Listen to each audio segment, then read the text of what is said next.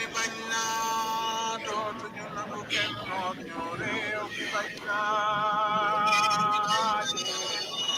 réew mi bañ naa déedéet dootuñu fi nangu buumu jaam réew mi bañ naa dootuñu nangu kenn noot ñu réew mi bañ naa réew mi bañ naa déedéet dootuñu fi nangu buumu jaam réew mi bañ naa dootuñu nangu kenn jaay réew mi bañ naa déet réew mi bañ naa déedéet dootuñu fi nangu buumu jaam réew mi bañ naa dootuñu nangu kenn noonu réew mi bañ naa déet réew mi bañ naa déedéet dootuñu fi nangu buumu jaam bi yoon lu ngeen di wax ñëw baax na si ñoom bu ñu toogoon seen pooju nday yi bañ marché réew mi bañ naa dootuñu nangu kenn noot ñu réew mi bañ naa déet réew mi bañ naa déedéet dootuñu fe nangu buumu jaam réew mi bañ naa dootuñu nangu kenn noot ñu réew mi bañ naa déet réew mi bañ naa déedéet dootuñu fi nangu buumu jaam réew mi bañ naa dootuñu nangu kenn jaay nu réew mi bañ naa déet réew mi bañ naa déedéet dootuñu fi nangu buumu jaam réew mi bañ naa dootuñu nangu kenn noonu réew mi bañ naa déet réew mi bañ naa déedéet dootuñu fi nangu buumu jaam bi yoon lu ngeen di wax ñëw baax na si ñoom bu ñu toogoon seen pooju nday yi bañ marché kenn du leen boobu bi yoon lu ngeen di wax booy yi ñoo doon taal réew mi kon boog ouvrez le feu seeni bakkan amul valeur ay xaj lañu ñu dee c'est bien fait pour eux bi yoon lu ngeen di wax ba tey da ngeen di weddi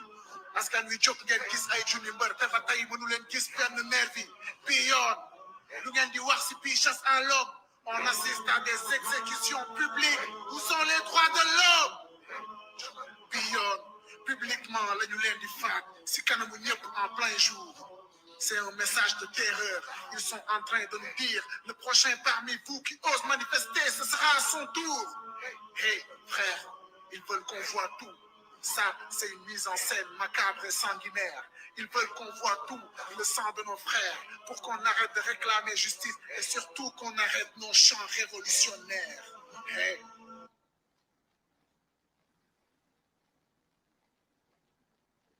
bokk sa du yaa ngi gis ci tànge ni muy yoote di raam si biir dënn yaa ngi gis ñu ngi lay préparer psychologiquement si jamonoy dictature yi nu nar a jëm alors qui terrorise qui terrorise qui les mots sont importants le mot terrorisme ne sort pas de leur discours par hasard tous les leaders d'opinion et les presses les plus libres sont sous leur radar.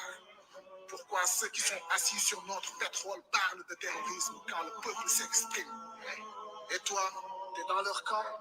T'es avec eux, hein? T'es avec ceux qui nous oppriment? La balle est dans ton camp. Les armes sont dans leurs mains. Et les balles sont dans mon cœur. Et les balles sont dans nos peurs. Et les balles sont dans nos pleurs. Mais nous, on a choisi de résister. Aller au-delà de nos peurs. Aller au-delà de nos terreurs. Réfléchis. xalaatal waaye bii yoon bul jiital politique bul xeex ngir sa parti billahi sunu àq ak yelleef la ñu bëgg a suul kaay ñu ànd xeex pour une fois pour la patrie xeex pour Sénégal free xeex ngir téye li taxoon sunu maam yi ñàkk seen bakkan frère bu seetaan doon complice bi yoon woo naa la si xeex ngir jàmmi réew mi bul toog di seetaan lu ñaaw lii ngay gis réew mi bañ naa dootuñu nangu kenn noonu réew mi bañ naa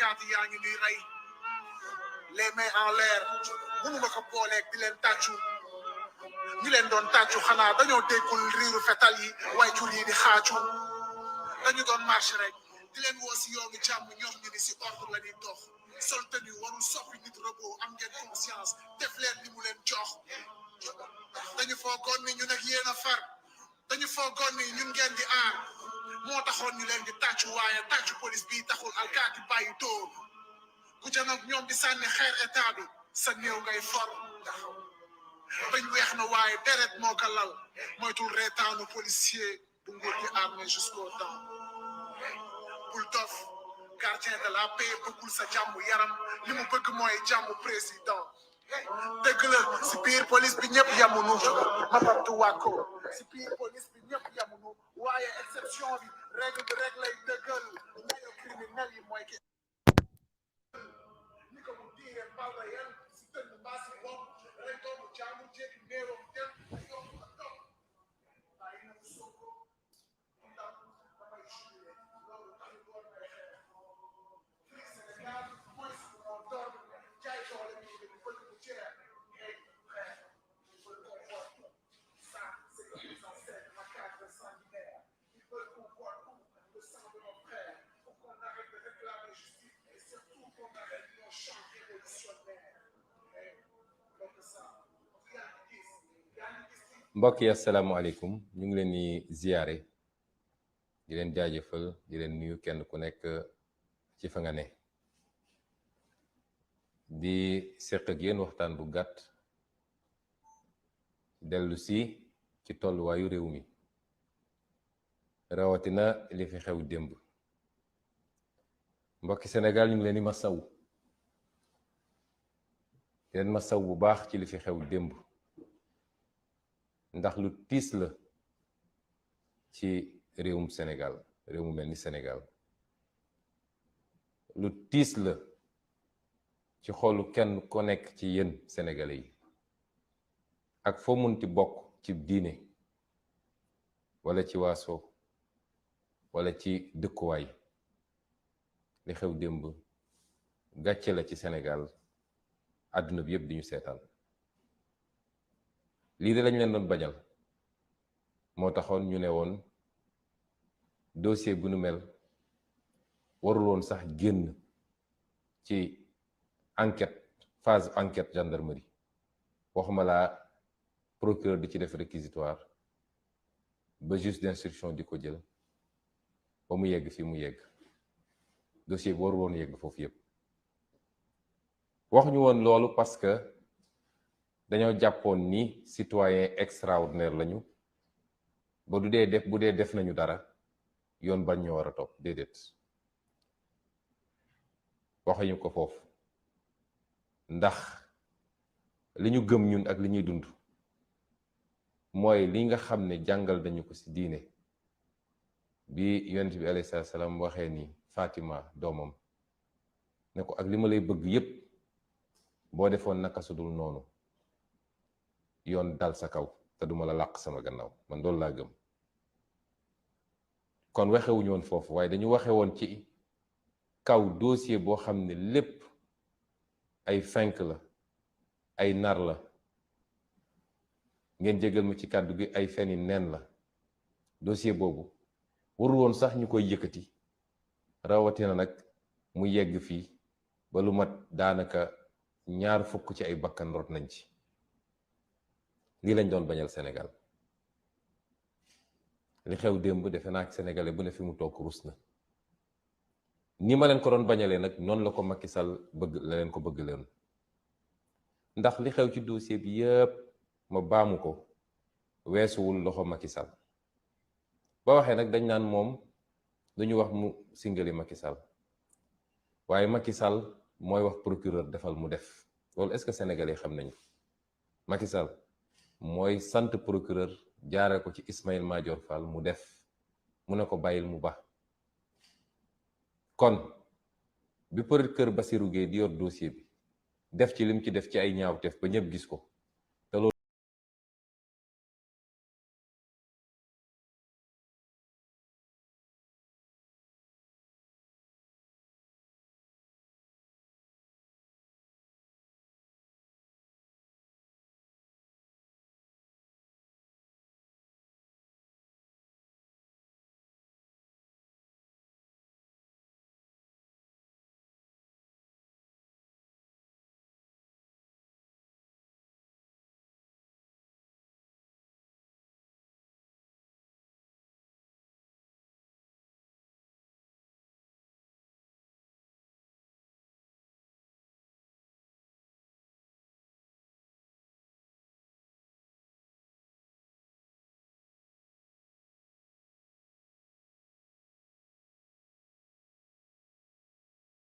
Sénégalais yi pour mën a wéyal li muy def seetu ci kilifa diine seetu ci société civile seetu ci parti politique seetu ci kenn koo xam ne ku ñu war a bàyyi xel la. Sénégal dañu war a jàpp ni Macky Sall li mu gëm mooy moom su mattee rek il faut mu dagg su mattee il faut mu dagg nekk na ci dëgg nekkul ci dëgg moom bu xasee ba matt faw rek mbir mu dagg mu nekk ci loolu. ku ne woon Sénégalais yi ñaari at ak genn wàll ci gannaaw Macky Sall dina jëlaat dossier bi andi ko ndax lii lépp weesuwul moom li mu nekk ci gannaaw justice di ko sant ak di ko dig. ñëpp gis nañu instruction bi nga xam ne juge d'instruction bi ñu wax Maham Diallo def na ko démb defe naa fi mu toog war naa am gàcc ndax yow sooy instruire dossier ba nga koy instruire yëpp musuñu laa andil preuve boo mën a téye te looloo xew démb ñàkk preuve boobu ba Sénégal yëpp gis ko ñu dem nag ba démb ci ñi seede ñëpp nga xam ne mat nañu juróom ak lu tegu ñu dem andi benn seede boo xam ne kenn gisu ko bi ñuy dem gendarmerie kenn gisu ko bi ñuy dem juge d'instruction kenn gisu ko ba démb ñu dem làqarti ab témoin boo xam ne kenn xamul fuñ ko jële waaye juge d'instruction xam na ni bi muy def instruction ba di ci bind ba di ma xas man ak di ma saaga yàlla xam na ni gënuma ci bépp fànn nag ndax li mu def xam nañ fi lu ko def loo te liggéey naa ba jóge fi ma doon liggéey kenn musul xalaat man ñu mën maa imposer ab décision ak lu ko mën a lal ci suuf. moo tax démb fi mu toog war naa am gàcce Sénégal yi war nañoo am gàcce ci li mu liggéey noonu ba nii ñu programmé mbokk yi xool leen ci ñaari weer yi ñaata yoon la ñu woo Ousmane Sonko ci justice ci lu tegul ci yoon. ñu xam ni procureur moom mooy programmé te procureur mooy Ismaïla Madior Fall mooy Macky Sall ñu ne nag citoyen yi du négocier ay conditions yu mu demee man négocier wu ma conditions yu ma demee justice dama négocier wul dara dama ne liñ ma bëgg a teg su dee du yoon du ma ko def man négocier wu ma de ndax doo nekk ci dëgg ba pare di négocier niñ ma bëgg a di tëj sama koñ di terroriser sama njaboot di toj samay oto di ma gaañ fileeg looloo ngi fi du ma dem uyu ji kooku du négociation. donte nag am na ay kilifa yoo xam ne ci kilifa justice la ñu bokk ñoo dem ba naqarlu ànd ak ñun ni li ñu doon def du yoon ñoom ñoo dem jël seen initiative woo leen ne leen il faut que état bi respecte liberté Ousmane Sonko en tant que citoyen mun a dem di ñëw saa ñu koy teg li ñu koy teg ñoom nag ñu jàpp ni man maa doon négocier man négocier wu ma de man li ma nekk dama koo gëm nekk ci dëgg ku ma ëpp doole di ma soo may rey di ma rey ci dëgg waaye négocier wu ma kon ni ñu ko programmé ci fan yi yëpp procès sur procès bu la ci gën a ñàkk solo nga ne bii la te lépp ngeen xam lan mooy jubluwaay bi ñu ne woon donc gàcce gi am démb ay nit yoo xam ne ñaari at ñu ne yor nañu ay preuve yoo xam ne bis buñ ko génnee àdduna tukki defe naa keroog rek bi may mujjee wax nee naa leen ku ànd ak Ousmane Sonko boo tëddee demal nelaw ba yandoor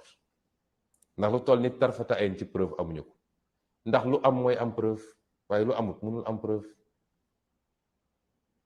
mbokki Sénégal ndax yaakaar ngeen ni man Ousmane Sonko rafle naa ci jigéen ba naan maa ngi dem di siif jigéen loolu mun na dugg ci xelu kenn ci waa Sénégal di ko def nag di ko defaat ci bërëb boo xam ne mën nañ ma faa jàpp loolu xel mën na koo nangu xanaa su ma demoon bay siif sax duma dem seet lu niroog dàngeen gu AVC ma naan moom laay siif wax dëgg yàlla ñàkkuma choix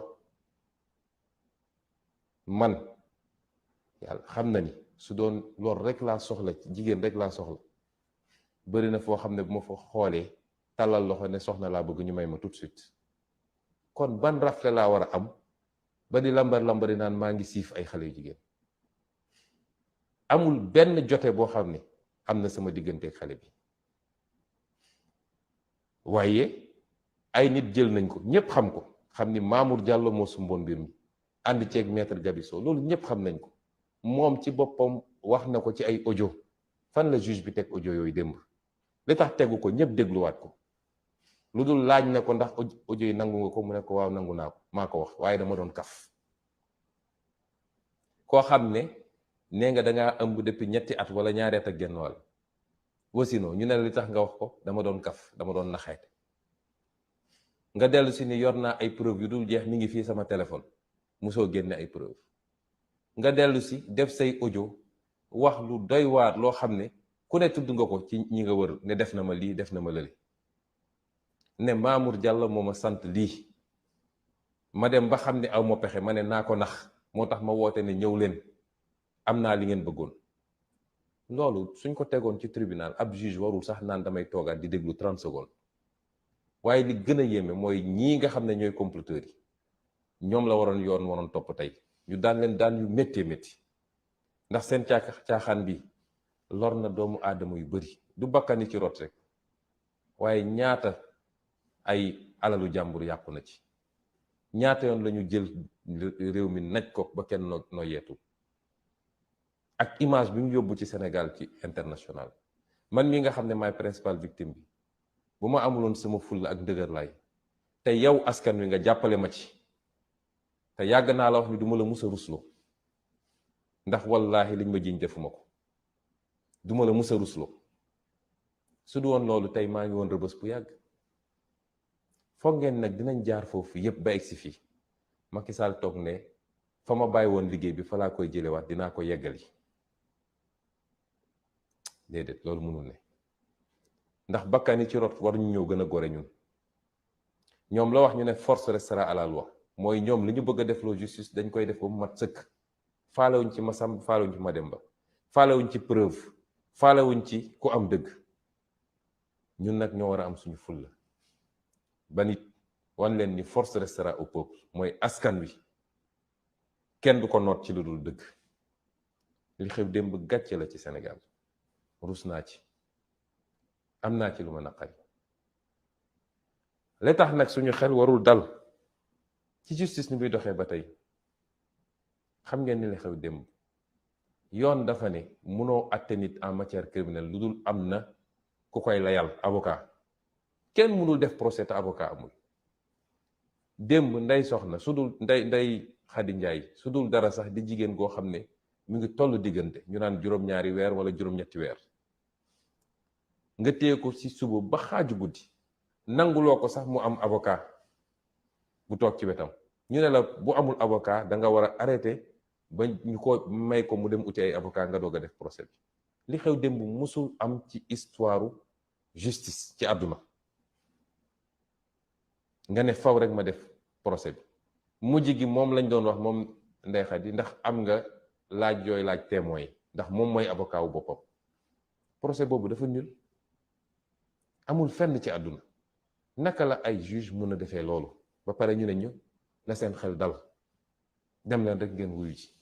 bu amee ñaari sénégalais yu gëm ni dossier boo xam ne politique a ngi ci Macky Sall ne dee rek même su ma dul doon candidat sax Ousmane Sonko il faut mu yóbbaale ko. ay nit dem di toog ak moom ay nit yu nekk ci nguur comme yu nekk ci opposition naan ko boo sàgganee ba Ousmane Sonko toog dig na la lii dig na la lële nee na dina la def nii na la def laa mu ne bakkanam la ci teg faw rek mu yóbbaale Ousmane Sonko waaye réew du doxee noonu. réew lay doxee ci kaw ay charges. li war a tere Ousmane Sonko nekk candidat dafa war a doon lu wóor te wér waaye du ay caaxaan. bi ñu commencé ba léegi ci tappale la ñu nekk nee nañu Ousmane Sonko jot na convocation waat naa ci yàlla billaahi wallahi bu dee jot naa convocation yàlla na ma yàlla alak ila yow mi diin. te ñoom ñu wax ni jot naa convocation ku ci waat lii lakk. commissaire bi bind ne ñëw na sama kër fii si Ziguinchor fekk ma taxaw ci buntu kër gi mu jox ma convocation wallahi waxul dëgg dafay fen. moom xam na ko ñoom ñu ko def xam nañ ko te li gën a yéeme nee nañu jox nañ ma convocation fii si Ziguinchor le 11 commissaire Adramé attesté ko ne commissaire Massali bi nekk Ziguinchor moo fekk sama buntu kër. même commissaire Adramé moo defaat beneen rapport le 16 ne Ousmane Sonko jotuñu koo gis, joxuñu ko convocation te moom nee na le 11 jox nañ ma convocation. document yëpp mi ngi fi, nañ ko génne ngeen gis, pour woon leen tappale gi nekk ci justice fi mu toll nii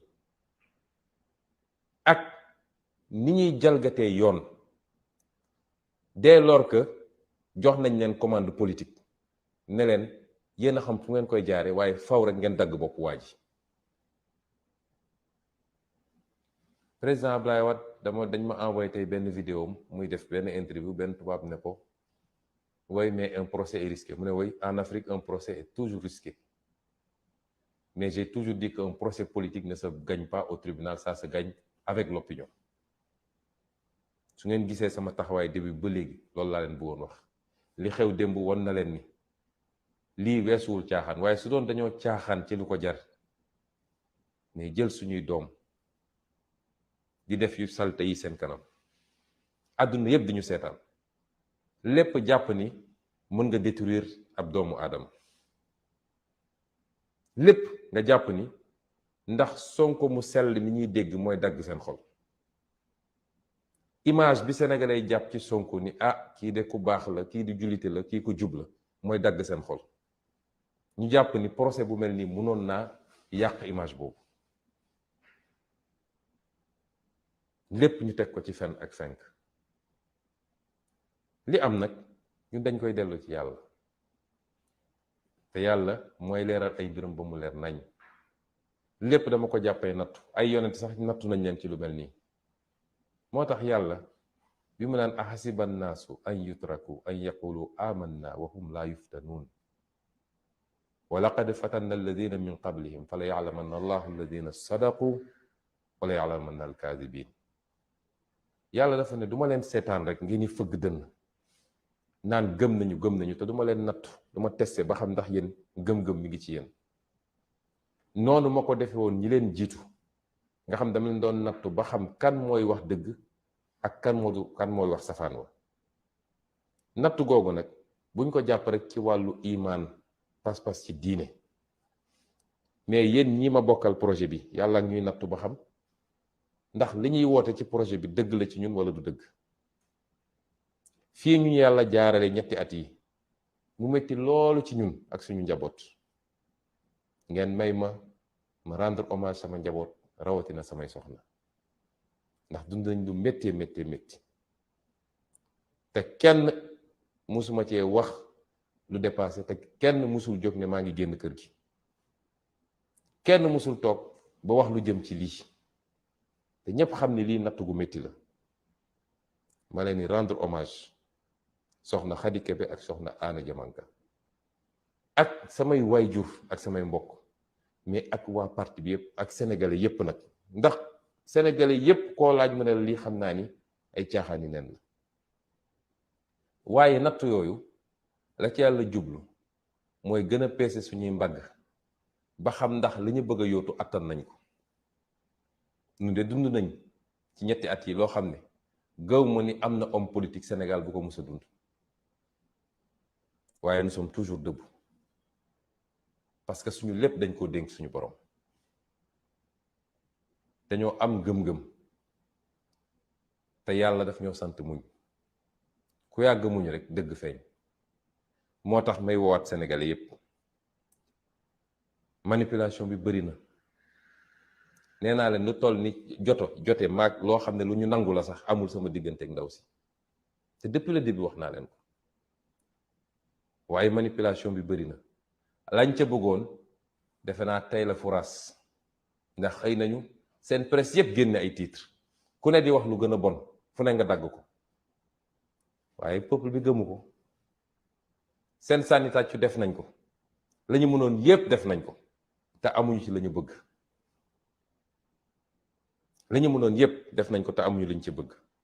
manipulation dem na ba nga gis ab journal bu mel ni l'Observateur nga xam ne Ousmane Sonko lay bañ a dégg, jël li nga xam ne moom la docteur Alfousseyni Gaye wax ñu wëlbati ko totalement ba defe naa sànq rek balaa may commencer émission bi laa gis ni kooko bind na sax communiqué ne lañ ko wax loo yépp musu koo wax. nit loo ko bañ dee ko waxal li mu def.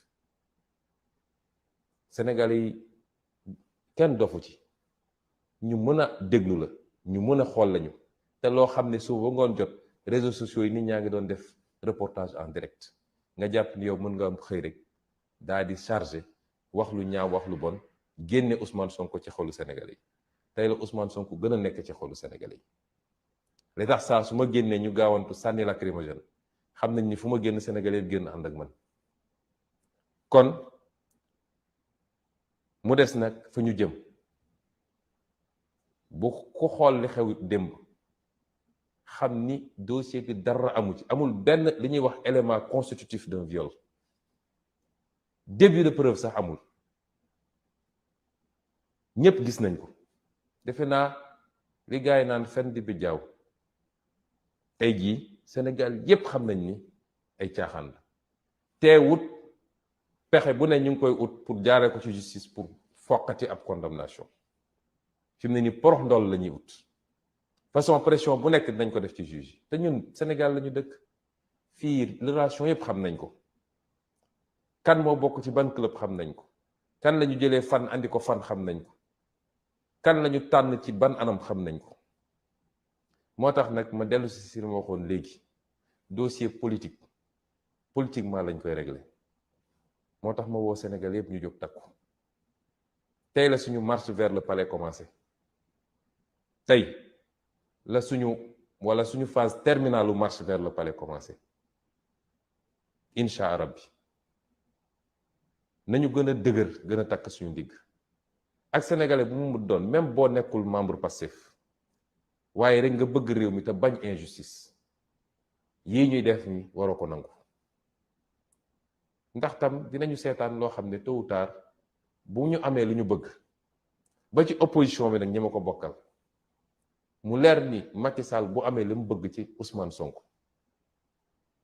dina jafe trop mu am leneen lu ko të ndax loolu la yàlla dogal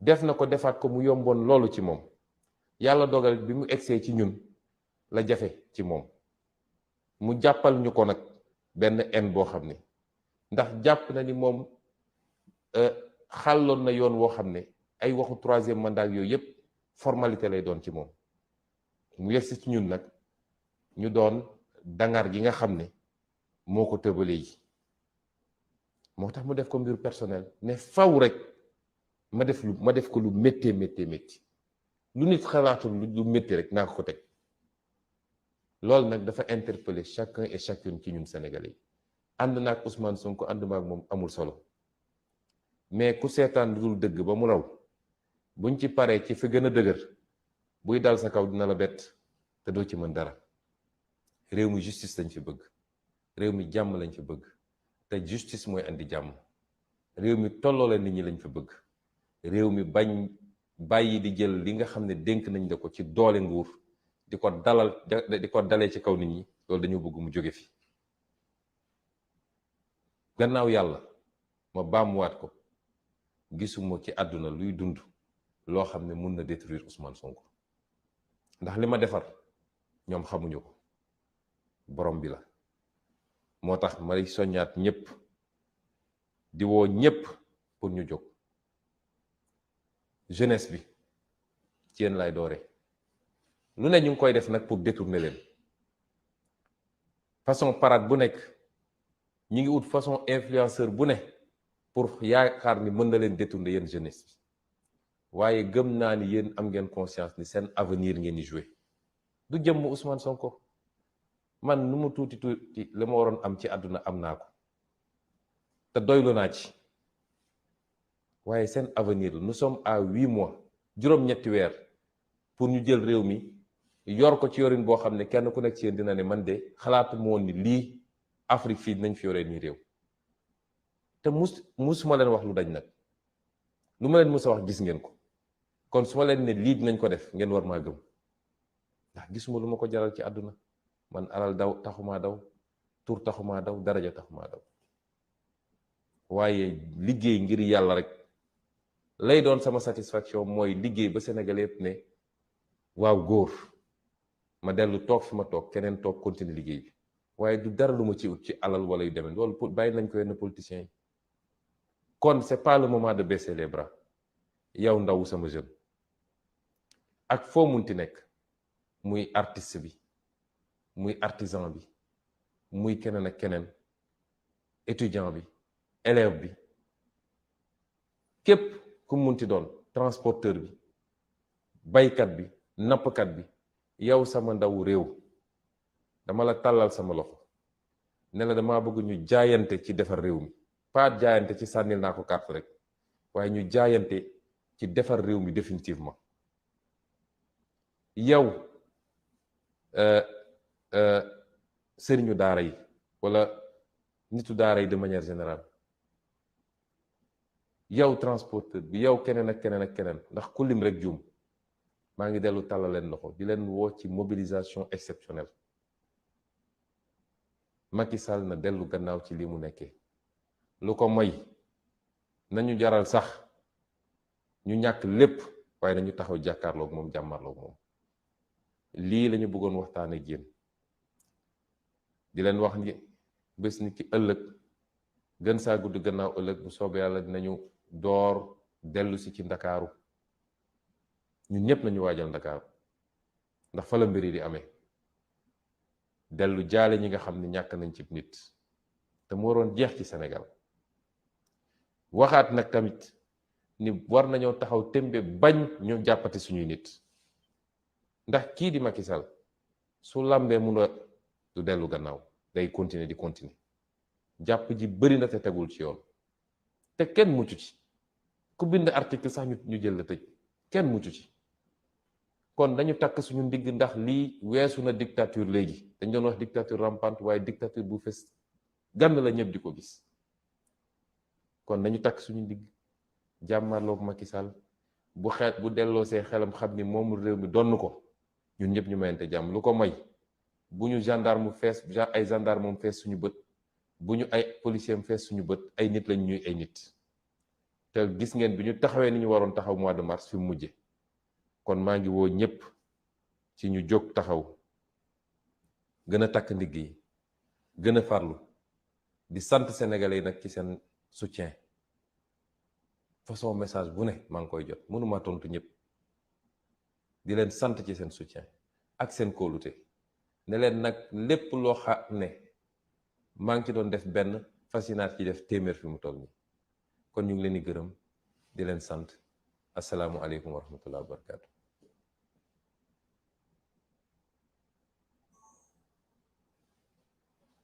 Français.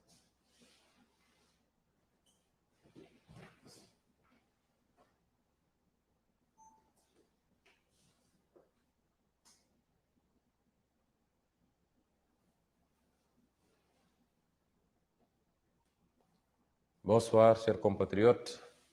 Bonsoir, chers amis africains et chers amis de partout du monde. Nous vous saluons et revenons à travers ce court entretien nous exprimer sur la situation du Sénégal qui aujourd'hui attire tous les regards. Je commencerai par présenter des excuses au peuple sénégalais. Pas à mon nom, mais au nom de tous ceux qui sont à l'origine de cette mascarade qui n'honore pas le Sénégal. Et ce que nous voulions justement éviter, lorsque, au début de cette affaire, nous avions appelé le président Macky Sall et tous les comploteurs qui sont derrière cette affaire-là à reculer pendant qu'il était encore temps. Non pas que nous nous considérions comme un citoyen au-dessus des lois, mais parce que nous considérions simplement qu'il n'y avait pas matière à mettre tout le pays en danger sur la base d'un complot manifeste, non assis sur des faits probants. Ce qui s'est passé hier est venu confirmer ce que je disais au peuple sénégalais, ce que j'ai dit au monde entier. On a vu hier la démonstration du complot. Et lorsque certains témoins, tels que le capitaine Touré, a commencé à développer sur la manipulation du PV d'enquête, on ne l'a pas laissé développer. Lorsque Mme Tal a commencé à développer sur les implications du président Macky Sall, selon les dires même de la plaignante, on n'en a pas tenu compte. Hier, le complot a été mis à nu, nonobstant le fait que, à cause de leur comportement extrêmement injuste, agressif à mon endroit, lors des dernières convocations dont j'ai fait l'objet, nonobstant le fait qu'à cause de cela, je n'ai pu me rendre hier au tribunal, parce que j'ai été très clair et je le rappelle à l'endroit de la communauté internationale. Je n'ai jamais refusé de déférer à une convocation de la justice. Mais tout le monde a vu le traitement auquel j'étais soumis à chaque fois que j'ai essayé de déférer à une telle convocation. Mon quartier est barricadé, ma famille est terrorisée, mes enfants sont privés d'école. Ma voiture est caillassée et cassée. On m'extrait de force, on m'asperge de liquide toxique pour me mettre dans des fourgons. C'est cela qui nous a amené à cette posture de dire, tant que ces comportements déviants de l'État ne cessent pas, nous ne répondrions plus à une convocation de la justice. Mais nonobstant notre absence, vous avez vu ce qui s'est passé au tribunal. Rappelez-vous que lors de la fameuse confrontation, que le juge d'instruction n'avait tenu que pour essayer de m'humilier. Quand je suis sorti, je vous ai dit que c'était un massacre. Et hier, c'était encore un massacre. Le seul objectif, c'était de livrer une jeune fille manipulée, à qui on a promis passeport diplomatique et exil à l'étranger, plus de fortes sommes d'argent, qui ne comprend même pas le rôle qu'on veut lui faire jouer, l'amener devant un tribunal et lui imposer des récits salaces, soi-disant pour jeter l'opprobre sur le candidat Ousmane Sonko. Et c'est ça qui est dramatique. Une jeune fille de rien du tout, prise au piège d'ogres politiques, qui ne feraient jamais faire la même chose à leur propre fille, à leur propre sœur, et qui tiennent aujourd'hui en otage cette pauvre demoiselle, qui n'est pas si innocente que cela, puisqu'elle aurait pu se rétracter depuis longtemps, mais elle continue, de plus belle. Et c'est pourquoi elle doit comprendre que tôt ou tard, elle paiera le prix fort de son forfait. Elle et tous les comploteurs qui sont avec elle, les Mamoud Diallo, les maîtres Gabisso, toute la chaîne et tous ceux qui, dans l'instruction de ce dossier, etc., se sont comportés d'une certaine manière. Parce que le Sénégal a payé une route tribut à cause d'un dossier aussi vide.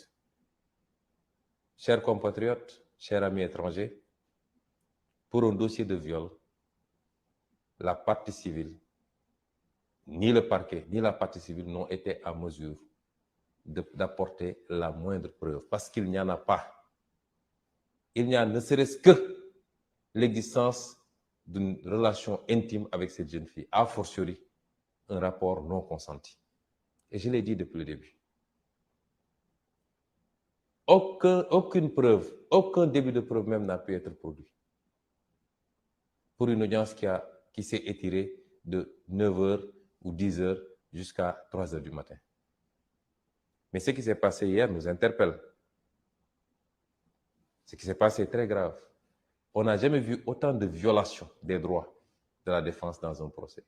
Comment peut-on admettre, alors que le droit, le code pénal et le code de procédure disent de manière très claire qu'on ne peut pas juger quelqu'un en matière criminelle sans l'assistance d'un avocat. Et hier, des juges ont soumis Mme Ndeye Khady Ndiaye en état de grossesse de 8 mois à une procédure que rien ne justifiait, un empressement que rien ne justifiait, toute une journée jusqu'à tard la nuit, sans qu'elle soit assistée par un avocat. Comment vouliez-vous qu'on fasse confiance à une justice qui fonctionne comme ça? Il n'y a pas de violation plus flagrante. Elle n'a pas eu droit à un avocat. Et le tribunal lui demandait de poser des questions aux témoins parce qu'elle était son propre avocat. À l'endroit de la communauté internationale, c'est ça la justice sénégalaise aujourd'hui sous Macky Sall.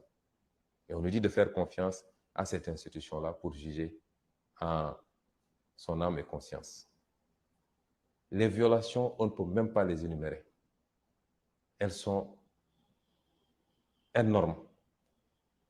On a voulu faire croire aux Sénégalais que j'aurais reçu une citation. C'est parfaitement faux. Jamais je n'ai reçu une citation. Le commissaire Mansali de Ziguinchor a délibérément menti si c'est lui qui est l'auteur du PV en disant qu'il m'a trouvé devant chez moi en décrivant les murs de la maison, et tout Ziguinchor connaît ma maison, et qu'il m'aurait remis une citation que j'ai refusé de prendre et que je n'ai pas signée. Je jure qu'il a menti. Et comble de contradiction, on antidate ce document, parce que lui, il a été saisi le 11 au soir. On antidate ce document pour le dater du 11, sous la supervision du commissaire Adramé Sarr de la DIC, et le même commissaire Adramé Sarr établit un autre document pour le 16, donc postérieur à ce document, pour dire qu'il n'a pas pu remettre de convocation à Ousmane Sonko. Un crime n'étant jamais parfait, nous sommes en présence d'un mensonge. Comment aujourd'hui la police de ce pays, et c'est la deuxième fois qu'on m'a fait ça, parce qu'on m'avait fait ça avec le dossier ce faux dossier de diffamation, en se présentant chez moi et en disant qu'un de mes gardes du corps a déchargé alors qu'il n'en était absolument rien. On établit des faux pour essayer de forcer. Et un juge récupère ça, il ne veut pas voir la réalité et dit que Sonko a reçu sa citation. Ensuite, on balance à une certaine presse qui dit que Sonko a reçu une citation.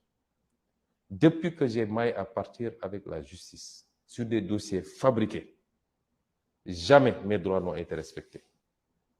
Et aujourd'hui, si on avait une vraie justice, c'est ces comploteurs-là qui auraient dû être poursuivis. Et pourtant, j'ai déposé des plaintes depuis plusieurs mois maintenant.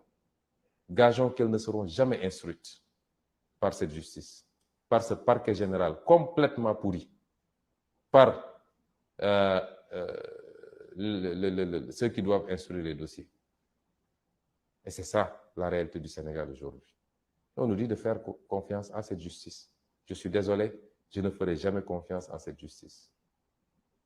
Nous sommes en face de dossiers politiques. Et comme disait le président Abdoulaye Wade, un dossier politique ne se gère pas au niveau des prétoires. Et ce qui s'est passé hier le prouve. Depuis quand le tribunal se transforme en une salle de projection pornographique, simplement pour essayer d'atteindre un opposant, sur des faits qui n'existent pas, qui ne sont pas établis. Et c'est pourquoi nous considérons que, et nous continuons à appeler tous les Sénégalais à se mobiliser. Comment est-ce qu'un tribunal peut faire face à une partie civile qui vous étale des mensonges et des contradictions? Les vidéos sont là qui font lésion, où cette partie civile disait détenir des preuves irréfutables sur son téléphone portable. Ni à l'instruction, ni à l'enquête de gendarmerie, encore moins à l'audience, elle n'a pu produire cela. Comment cette partie civile peut dire qu'elle ne connaît pas Mamour Diallo alors qu'il y a une vidéo qui circule où elle dit « c'est moi qui ai enregistré Mamour Diallo parce que je voulais avoir des preuves pour la suite ». Comment cette partie civile peut avoir déclaré avoir été enceinte et 2 ans plus tard, toujours pas de bébé, et devant un juge, elle dit « non, c'était juste pour avoir la possibilité de m'échapper ». Et enfin, la liste est encore longue, on peut encore sortir, mais comment une partie civile peut reconnaître devant un juge que les audios qui ont été présentés par un témoin, dans lesquels elle disait nommément elle disait carrément que c'était un complot ourdi par Mamour Diallo, qui lui a promis des choses. À la question, est-ce que vous reconnaissez votre voix dans cet audio-là? Et est-ce que vous les validez? Elle dit oui, mais je le faisais juste pour m'amuser et pour tromper les gens. Quelle crédibilité peut-on accorder à une partie civile qui ment à tout le monde, qui a accusé tout le monde, y compris ses avocats, beaucoup de personnalités de la République? Comment est-ce que la République du Sénégal, la justice sénégalaise peut s'abaisser à ce niveau-là pour dire soi-disant qu'ils organisaient ce procès? Simplement parce qu'il faut atteindre Ousmane Sonko. Voilà là où nous en sommes. Et c'est cela que nous voulions éviter au Sénégal. Parce que le Sénégal ne mérite pas ce spectacle-là. Beaucoup de manipulations depuis hier. Une certaine presse, mais qui ne nous surprend pas, notamment le journal L'Observateur, qui va jusqu'à pervertir les déclarations des témoins, dont les témoins clés Hier, tous les témoins ont été à décharge. Tous. Et ils sont allés fabriquer un témoin qui n'a été là ni à la phase d'enquête de la gendarmerie, ni à la phase d'instruction.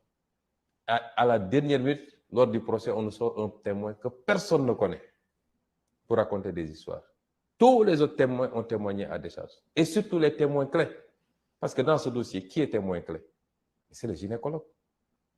C'est celui qui a fait l'enquête préalable. C'est l'employeur. C'est l'autre masseuse. C'est ça les témoins clés. Et tous ces témoins clés ont témoigné à décharge. Pas parce qu'ils veulent être avec Ousmane Sonko, parce que je ne les connaissais pas jusqu'à cette période-là.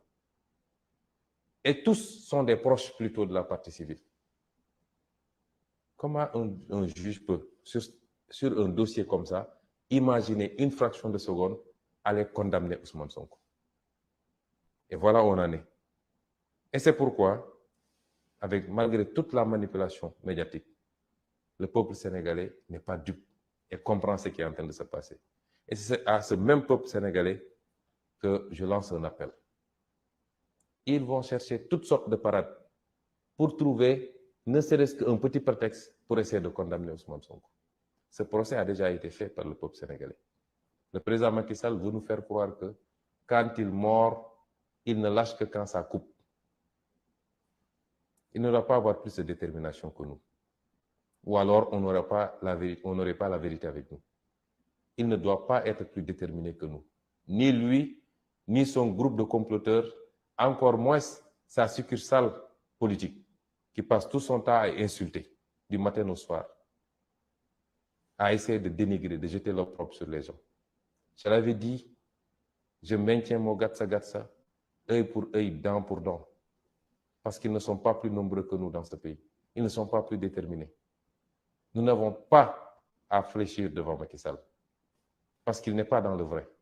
On lui a donné toutes les opportunités possibles pour comprendre que la voie qu'il s'est choisie est sans issue. Mais apparemment, il n'en fait qu'à sa tête, parce qu'il croit qu'il a la police, la gendarmerie et quelques magistrats, il peut faire ce qu'il veut. Je vous ai toujours dit que je suis prêt au sacrifice ultime. Ce n'est pas pour autant qu'ils vont essayer de m'assassiner pour dire c'est lui qui avait dit qu'il serait, donc il s'est tiré une balle. Non, je ne suis pas suicidaire. Je sais ce que ça veut dire dans ma religion. Mais je me battrai avec tous les moyens qui sont à ma disposition contre l'injustice.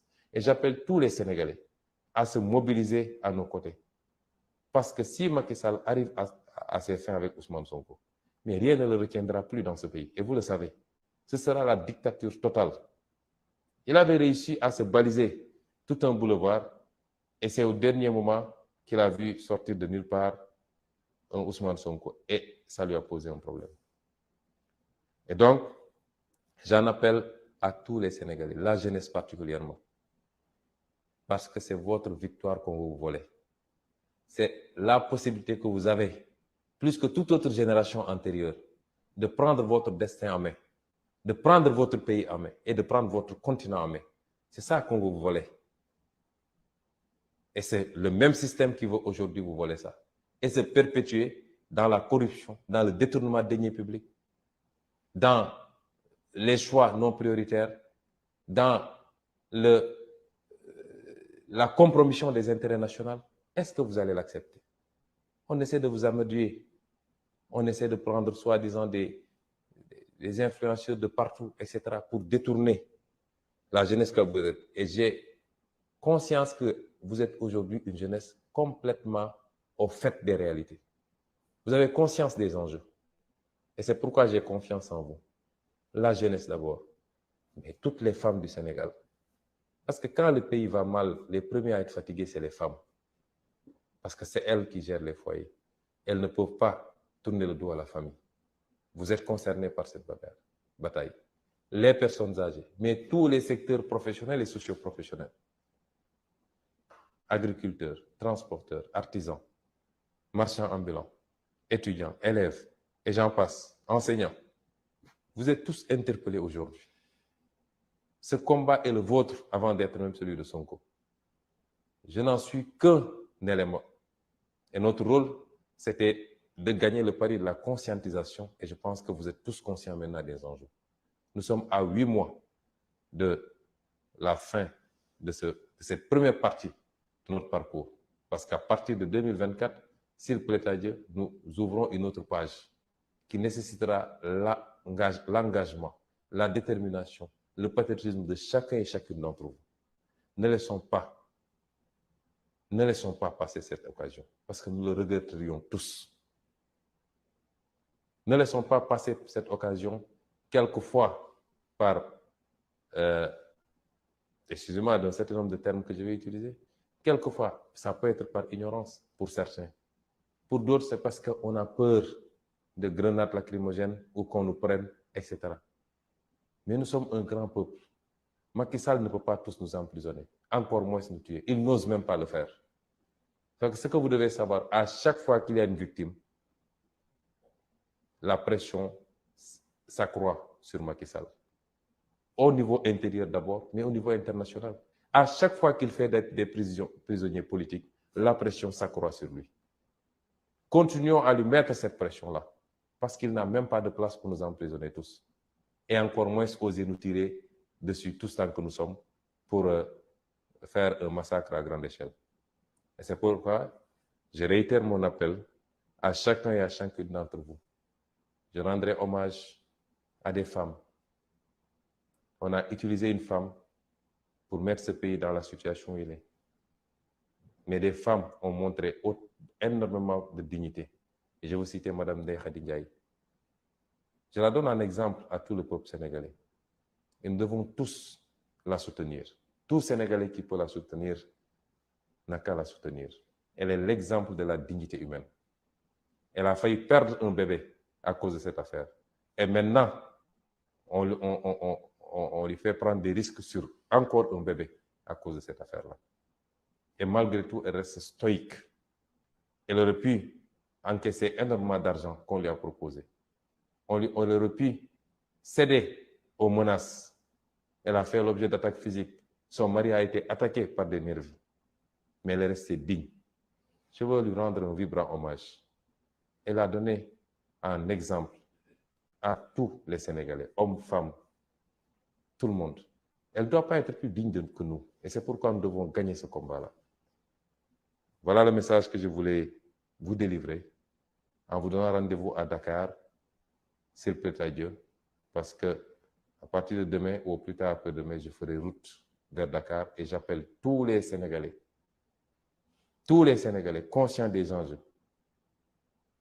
tous les Sénégalais qui ont décidé de refuser la dictature rampante de Macky Sall, tous les Sénégalais qui ne peuvent pas accepter que notre projet soit compromis sur des bases telles que ce qui est en train de se passer, je leur lance un appel, je les convie à se mouvoir vers Dakar, parce que s'il doit y avoir bataille finale, elle se fera à Dakar. Je vous remercie.